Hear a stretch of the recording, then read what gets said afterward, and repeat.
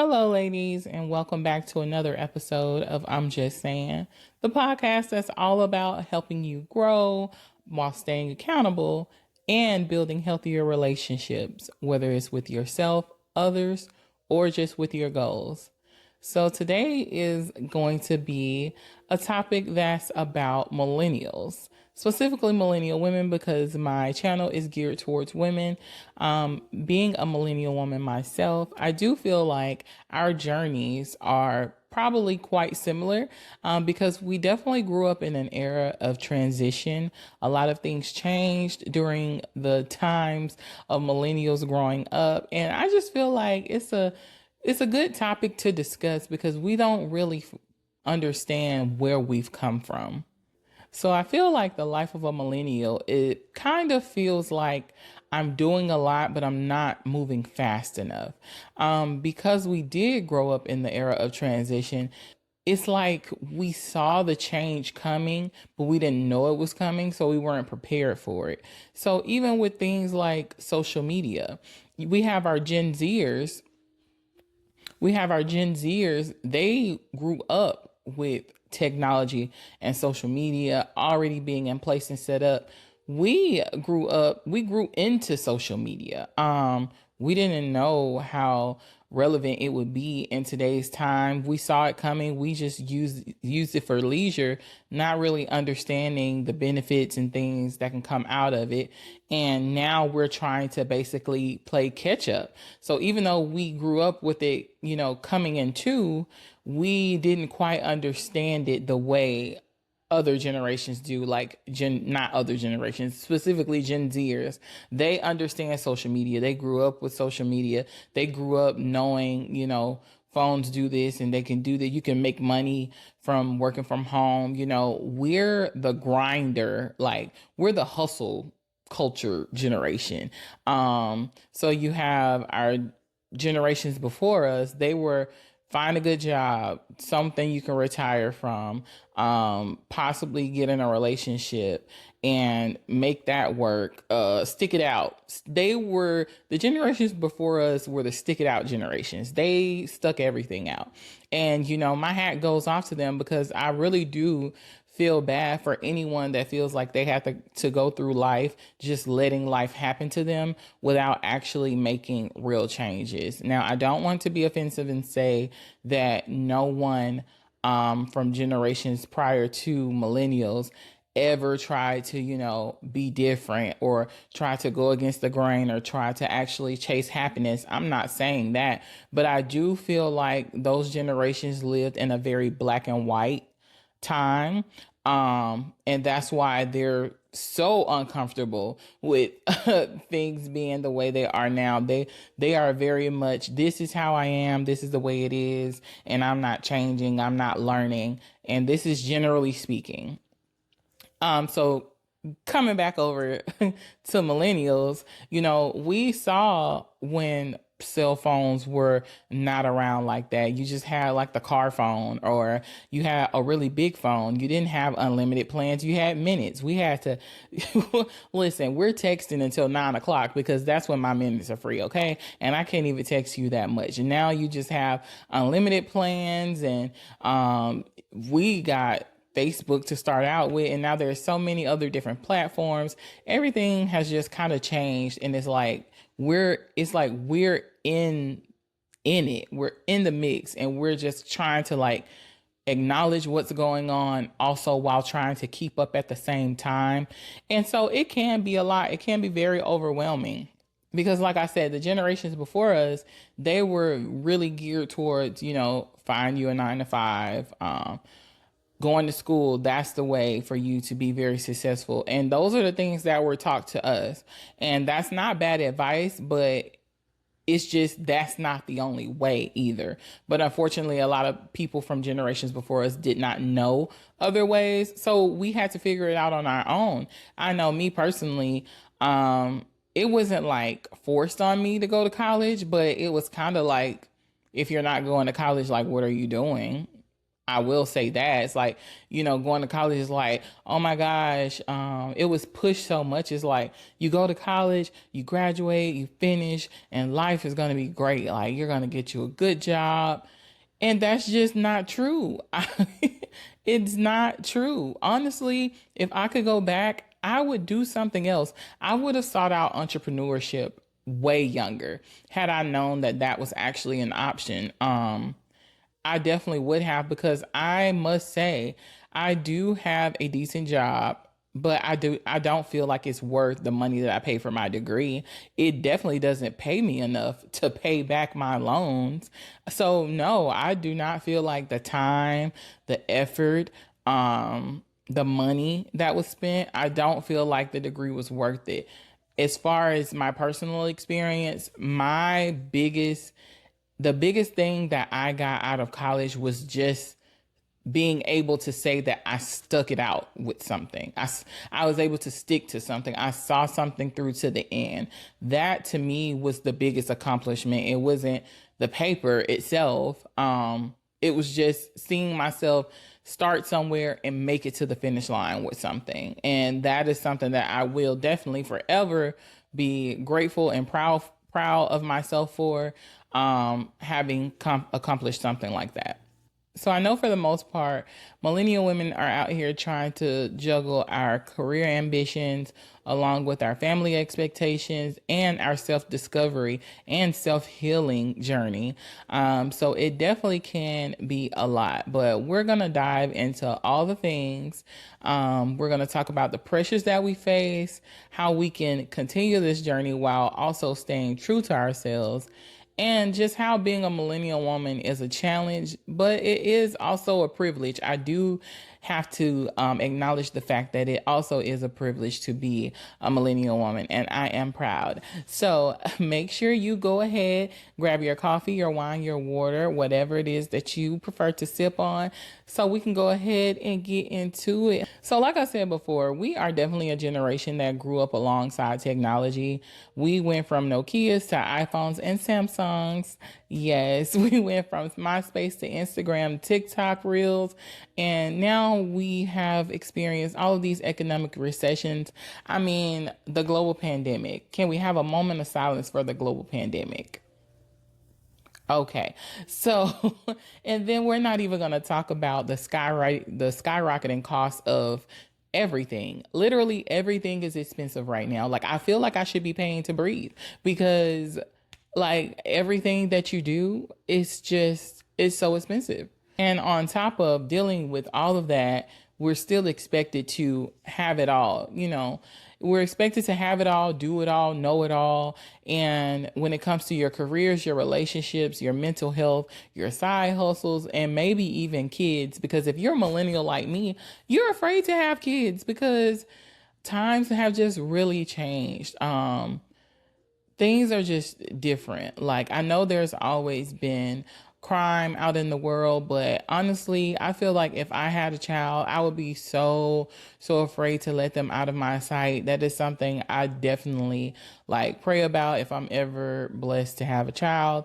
I just don't want to be that helicopter mom, but it's just hard not to be. And, my heart really goes out to all the parents out here in the world that do, let their kids, go to school and have friends and have a social life, and not just hovering over them, wanting to protect them. Cause I'm pretty sure that's something you definitely struggle with on a daily basis, because this world is crazy. It's crazy. I barely want to send myself out there, let alone a child. So yeah, just trying to make sure you have it all together and doing it with a smile. They don't want you to have an attitude. They don't want you to seem, what's the word?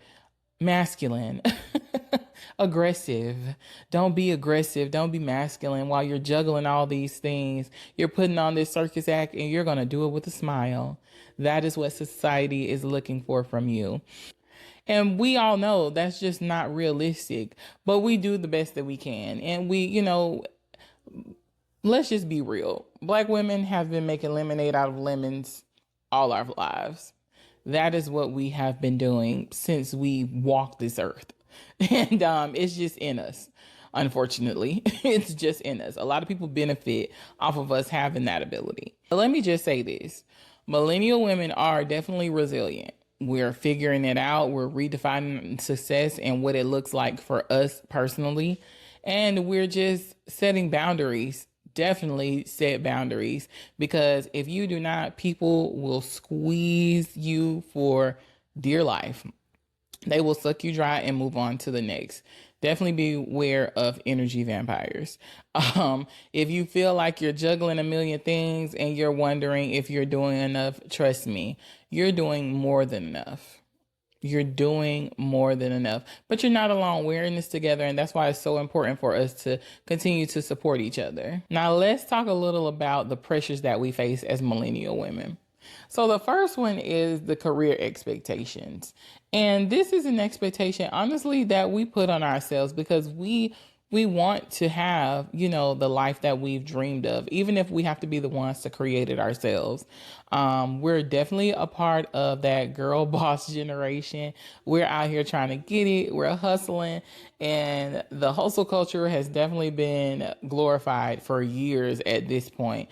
And while it's great to have all of that ambition, unfortunately, the pressure to constantly just be grinding and having new goals to keep achieving, it definitely can be exhausting, because a lot of us are breaking into male dominating industries, or we're trying to build our own business. And that is its own set of challenges in itself. The next challenge is relationships. Oh, now when it comes to millennials in relationships, I do feel like this is self-inflicted, because we have created something that has hindered us from having healthy romantic relationships. We created this space that breeds being single for forever. And this space is called situationship.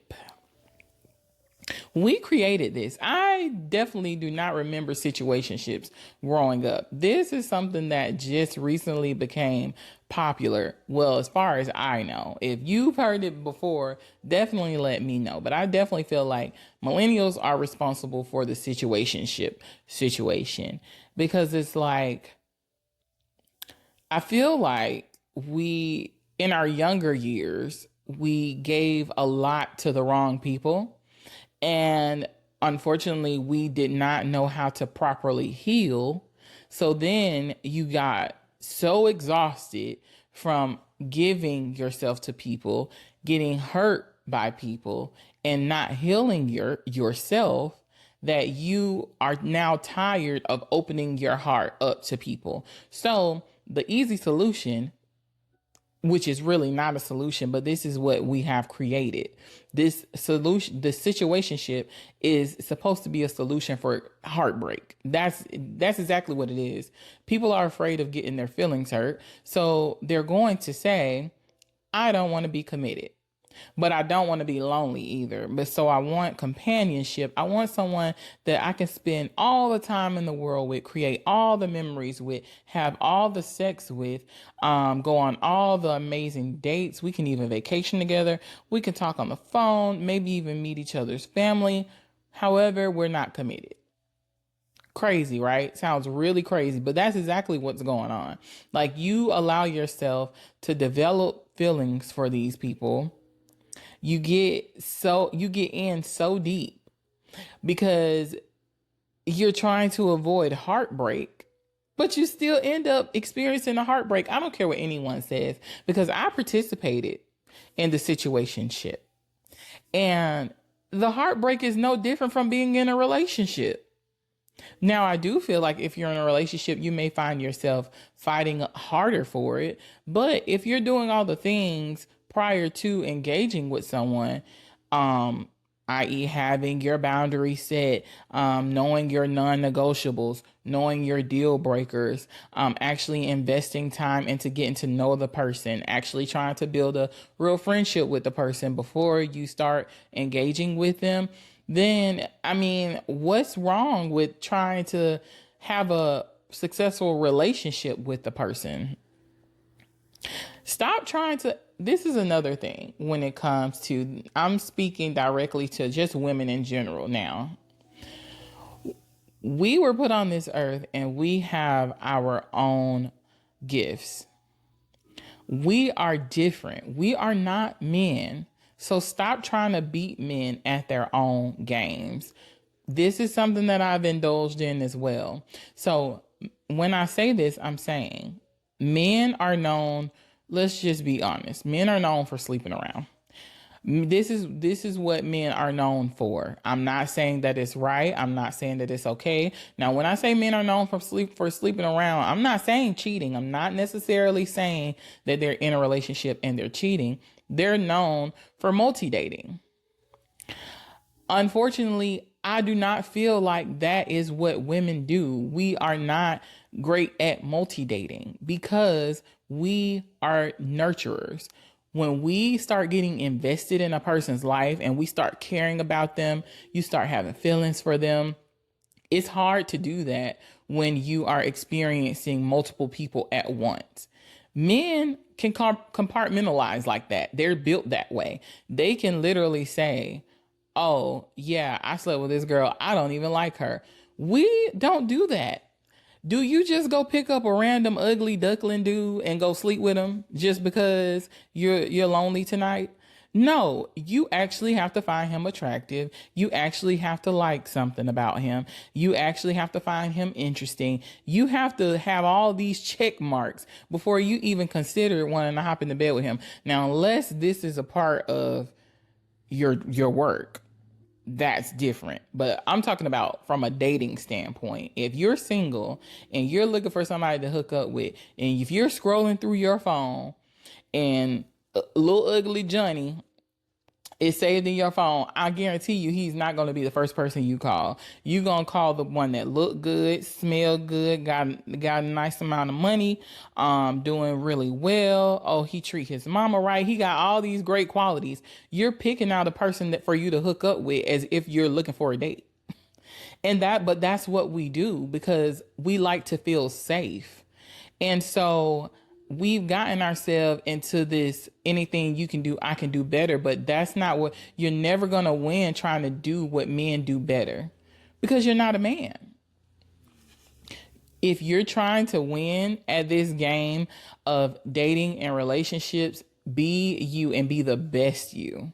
If you're a woman, be the best woman. I mean, if you like being cute, dressed up, you like smelling good, I mean, put it on every single time. If you love to cook a good meal, if you one of those women that love to rub your man's feet, you do that. You be the best version of you. Don't try and win playing at a man's game.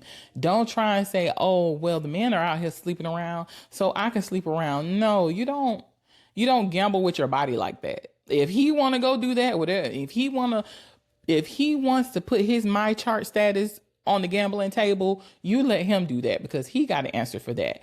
You have to answer for yourself. If that's not in you, don't do it. Don't do it just because you see other people doing it. Don't do the monkey see, monkey do game. I've played that game. I've done that game. I was in that game. And you know what my prize was? Nothing. I won nothing. And you're not going to win anything either. Trust me. All you're going to do is end up with an oops baby, with a man that you don't care about, and a man that don't care about you. Or you're going to end up with something you can get rid of, or maybe not. Or you're just going to end up being more traumatized because trauma, like... So now I'm going deeper and deeper. You're going to probably end up more traumatized because for women, I'm talking about women still, from a woman's standpoint, sleeping around is a trauma response. I don't care what anyone says. It's definitely something has happened to you that has triggered you to want to go out here and have all of these partners. And once you snap out of it, you'll realize it wasn't even worth it. And you'll realize you were doing it as a response to something. And if you want to get past whatever that is, you need to address the real issue. So when it comes to being a woman and you're dating, my advice to you is figure out who you are, figure out what you want and figure out what it's going to take for you to get there. Create a plan, stick to it, and just be you. Continue to be yourself. Don't let what other people do sway you. If someone hurts you, break your heart, do what you need to do to heal from that and just move on. I said all that to say, to sum it up, don't let men's actions sway you. Do not let it influence you to do things that you would not normally do or are outside of your character. Stay true to yourself. So the third one is self-care and burnout. I know we're constantly being told to make sure you're taking care of yourself and things like that. And this is another thing actually that we were not really taught growing up. I know I wasn't. Self-care is definitely not something I even saw people doing. So we're just now learning how important it is to take care of your mental health and things like that. But then I know you're like, well, how am I supposed to do that if I'm working my 9 to 5, if I'm taking care of my household and also doing my side hustle because I'm trying to get a business off the ground and taking care of kids if you have them? Like, how are you going to do that? But you can do it. You just have to prioritize it. So no matter what you have going on in the day, you need to put some time aside that's allotted specifically for self-care. I know a lot of people, they like to get their self-care out the way in the morning, whether it's going to the gym, having a nice little walk, meditating, journaling. Me personally, I like doing it at the end of my day after the whole day is behind me. That's when I like to just kind of decompress. I even work out at night. I work out at night. I'm getting better with journaling. I started, but I'm very inconsistent and I need to get better with it. But I'll journal at night, and I meditate sometimes at night, and just sometimes, even if you just take a hot bath and just breathe, like, you definitely just need to have that time to where you know you like, this time is going to be for me.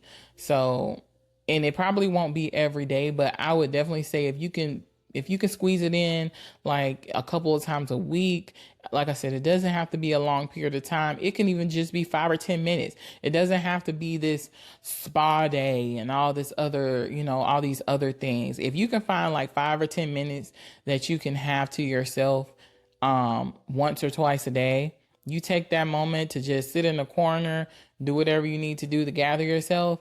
Even that is something. You have to start somewhere. So don't just say, oh, I don't have time to, go have a spa day and go do this and go do that. I don't have all that time. You don't have to. Self-care does not take all of that. Just a few moments. So the fourth one is social media. Let's be real. Social media is definitely a blessing and it's a curse, because although it's great for connections on a personal level and a professional level, it also fuels things that are not so great, like comparing yourself to other people. Maybe even fueling a little bit of imposter syndrome, feeling like you're not deserving of things, or you don't deserve to be in certain spaces. And then it can also create you having unrealistic expectations, because you're scrolling and you're seeing all these people posting all of these amazing things. And once again, it blurs what reality really is. Because how many times have you found yourself late night just scrolling on Instagram and you're like, it's always on those nights where you're just feeling down and in the slumps, like you're just struggling and you just like, dang, it look like everybody's life is just going so great. Like, oh my gosh, like why is my life like this? Everybody's having such a great life. Everybody's so happy. Well, the spoiler alert is they don't. At this point, I think we all know that the things that are on social media are just not what they appear to be. So definitely don't get caught up in the social media thing, but it is something that we struggle with on a daily basis, especially, like I said, when we're having those tough days. And honestly, if you're having a tough mental day or emotional day, it's probably best to just stay away from social media altogether. So I know you're probably thinking now, like, how do we actually navigate ourselves through this journey as a millennial woman without actually losing ourselves? Well, I'm going to share with you a few things that I've learned on my journey, and I'm actually still learning about just owning your journey as a millennial woman and once again, making the best of it, learning to appreciate the good things and the bad. So the first thing you have to do is you have to know what it is that you really want out of this life. Once again, like, you're looking at other people's lives, you see people on social media. Sometimes you can think you want a thing and you don't really want it. You just feel like you want it because it seems like it's working for other people. So you have to be willing to define what success looks like for yourself. First, you need to get clear on what your version of success actually looks like, because it's not the same for everybody. Not everybody wants flashy cars, big houses, rich husbands. Not everyone is trying to be a boss babe. Not everybody's trying to travel all the countries in the world. So success and happiness just does not look the same for everyone. And you have to figure out what it is for you. Is it you climbing the corporate ladder? Is it you starting a family? Is it you starting a business? Is it you living a quiet and peaceful life somewhere in a little country town? Whatever it is, you just need to make sure that it aligns with your values and not somebody else's expectations. The second one is one of my faves. This is something I talk about all the time. It is setting boundaries. And if you've watched any of my other episodes, you should already know setting boundaries is definitely important. Boundaries are always necessary, and they are definitely a form of self-care. Whether it's you just saying no to things that you find are constantly draining your energy, or if it's just you limiting your time on social media, because setting boundaries will definitely help you protect your peace. And it's necessary in your journey, especially being the way the world is now. You need to protect whatever little peace that you have left. Okay. The third one is letting go of the comparison game. Like, find your lane and focus on that. Don't look at what other people have going on, because even when you're looking at another person's life from the outside, you don't really know what's going on anyways. Because somebody else's highlight reel is not your full story. It's not their full story, and it's definitely not your full story. So you need to just get used to celebrating your wins, regardless if they're big or small. Focus on your own journey. Enjoy your own journey. Like, embrace your journey. It's your journey. That's what makes it so special. Nobody else is living the way you're living. Nobody else has these opportunities that you're having. Nobody else has these experiences you're having. And God placed you in this space for a reason.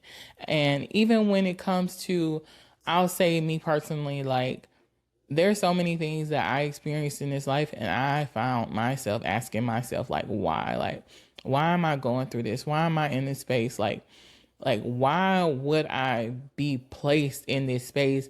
And it's so hurtful. Like, what did I do in a previous life, or what have I done to deserve all this kind of treatment? And I feel like I went through all of those experiences for me to be in this moment right here, right now. And I'm still going through life experiences, but I just see them through a different lens, because I feel like my story is meant to help other people. I don't mind sharing.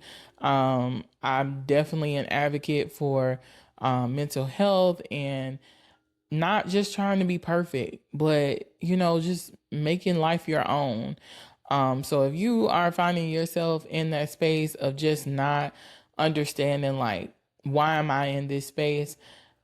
You definitely need to pray about it to whomever it is that you pray to, or meditate, and just find yourself, because you have all the answers. We sit here and we look for signs from other people, or just you're looking for someone to save you.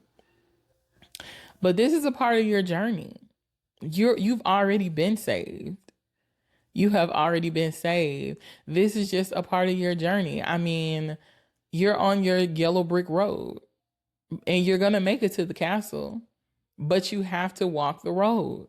And unfortunately, there's always going to be something trying to block you from getting to the castle, but you have to keep your eyes on the prize and make sure you see it through. Just make sure you're focusing on your own journey. Don't pay too much attention to other people. It's okay to be inspired, but don't compare yourself. Which leads me into my fourth point, which is to embrace your messy middle. Like your messy middle is where that's where all the juice is. That's where all the meat is. That's where all of your life lessons come from. That is how you become the person that you want to be. Unfortunately, we're not born with the knowledge of what to do, how to do, when to do, and how to handle things. And if you don't have anyone to teach you the game, or if you have someone to teach you the game and you just choose to go your own way, you have to go through these messy middle areas to get to the person that you really want to be. So just make sure you keep focusing on what it is you're doing. When you do something, for every cause, there's an effect. Okay, when I do this, this is what's happening. Okay, so I'm going to try and do this another way. Don't keep trying to do the same thing over and over and you see that it's not working. That's why you need to make sure you're paying attention to your journey, because if you're just copying what other people doing, you can't even understand what's causing you to fail because you're just being a copycat. You're just being a copycat. You're copying somebody else because they're trying to figure out the answers to something and you got the answer. God gave you the answer, but you're too busy trying to do what they doing. But God didn't give them the answer. God gave you the answer, but you ain't using it. You don't know that you have the answer because you're too focused on somebody else. Oh, let me stop. Let me get back on track because I'm not trying to start preaching, but just embrace whatever life gives to you, because it's not going to be perfect. No matter what you do, life is never going to be perfect. For every up there's a down, but for every down there's an up. And it's okay if you don't have everything figured out, because none of us do. We're all learning, helping, teaching one another, and it's okay because growth is messy, but it's definitely worth it. So now that we've made it through all the heavy points, let's get into why being a millennial woman is actually a privilege. As millennial women, we are definitely trailblazers. I mean, we set the tone, honey. You already know. We are trailblazers. We're breaking generational cycles. We're advocating for mental health. We're creating opportunities that absolutely did not exist before. We're more self-aware than any other generation has been before us. And we're not afraid to demand better for ourselves and the people that we care about. We're redefining what it means to have it all. It's no longer just working to get a check just so you can pay bills and wake up and do it all over again. It's no longer one this white picket fence with 2 kids, a girl and a boy. It's no longer just waiting and saving up money for that one family trip that you get to have every year. It's no longer that. We've really changed the game. We make life what we want it to be, but we just have to remember that it's not going to look the same for everybody. Everybody does not have the same vision, and you need to respect that. You need to respect that everyone's success is not going to look like yours, and your success is not going to look like everyone else's. While life as a millennial woman definitely can be overwhelming, it's also full of so many possibilities. And we're living in a time where we can choose our own path, rewrite our own rules, and show up authentically. You literally can show up however you want to. The world has changed so much, and that is something to absolutely be proud of. So ladies, I just want to remind you that being a millennial woman isn't always easy, but it's definitely a journey that's worth embracing. Remember, you do not have to have it all figured out, and you do not have to do everything all at once. Remember to take it one step at a time. And don't forget to celebrate how far you've already come. You know, sometimes we pray for things and they come to fruition, and you don't even realize that you're living in the moment that you prayed for probably 1, 2, 3, 5 years ago. Like, just look at where you are today.